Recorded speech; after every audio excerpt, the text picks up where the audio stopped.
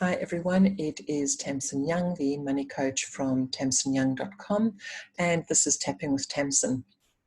And today I'm going to talk about how you can easily incorporate EFT or tapping into your life, because often what happens with people is they get introduced to the tool and they go, oh, this is fantastic. They have a session and they don't know how to incorporate it into their life. They think, well, I don't know what to say. I can't remember the points. I don't know where to begin. I'm going to say the wrong words. How much time do I spend on each point? And the bottom line is none of that matters. The important part is to be able to tap into your emotions, to tap into that feeling state. That is where you're going to get the biggest change, is if you can tap into the feeling state and the emotional state. And if you can do the tapping when you're in that state, that is so much more powerful. However, you can also use it at other times. With my clients, I recommend that they use it at least in the mornings and in the evenings. It doesn't have to be a long session. When you wake up in the morning, you've just had this beautiful sleep, you're thinking about your day, where are you heading, what is happening for your day, and you just tap. You can tap on just one point. You can just tap on the karate chop point, you can tap on your collarbone area, on the side of one of your fingers, whatever feels good for you. And you just think about, how are you feeling? What thoughts have come up? What came up while you were sleeping? And you just talk to yourself about it. You just go through the process. You think about what your day has ahead of you. Is there anything that you're feeling nervous about, that you're worried about? And you just tap on it. Oh, I've got a meeting coming up today and I'm really feeling a bit nervous about it. How am I going to do my presentation? Is everybody going to laugh at me?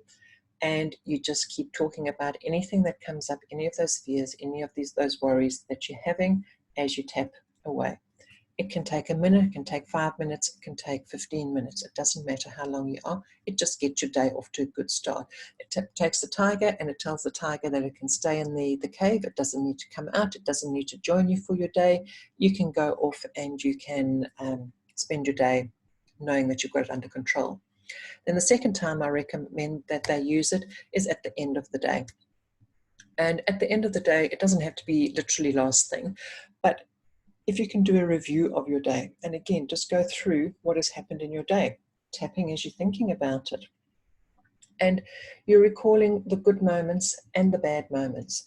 The times when you got annoyed, you were driving to work or you were on the train and there was this person and they did something and it was really stupid and they made you late, or you got wet, or whatever it was that happened. You just think about it, you talk about it, you express those feelings, you acknowledge those feelings, and you just work your way through.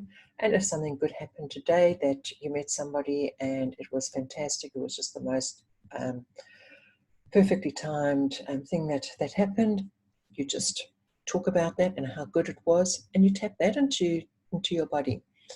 And yeah, it's just a way to work your way through your day and deal with any of the issues that have come up for you in the day, so that way you're not carrying it with you to the next day. You're not carrying it with you for when you go to sleep, that your brain has to process it through your dreams or anything like that, and you end up feeling not so good when you wake up in the morning. So it's one way of making the way that you wake up in the morning that much better. The other way that you can do it, when people are worried about what to say, I don't know what to say.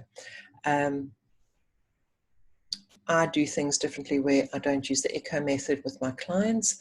I talk to them and they tell me what they're feeling, and then I get them to close their eyes and I give it back to them while we tap through the various points. That can be difficult to do for yourself, so I often recommend that people journal.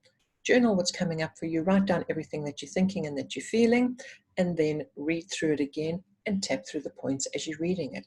That just helps take off that emotional charge that you may have.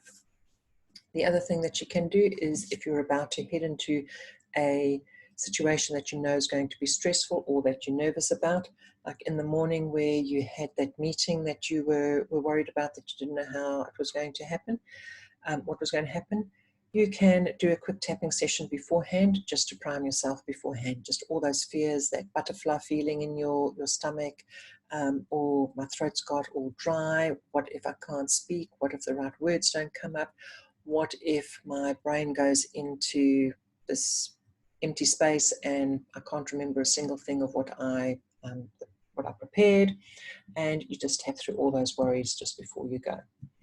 Even if you may be in a position where you can actually do it while you're doing the presentation. It depends on where you are and how visible you are, because we don't have to be obvious by tapping our head while we're busy doing the talking.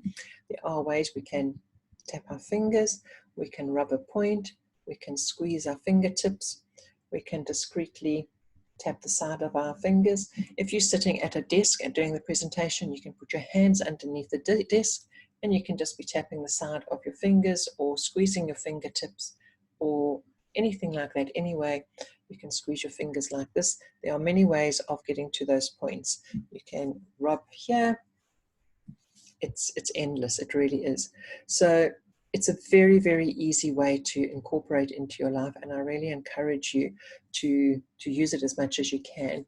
It may take you longer to create change by doing it on your own, whereas with a practitioner, you can go deeper a lot quicker, and they will also take you to places where you may not be willing to take yourself. But I encourage you to incorporate it as much as you can in your daily life, because it really is a life-changing tool. This is Tamsin Young from tamsinyoung.com, your money coach, and this is Tapping with Tamsin. Thank you. Bye.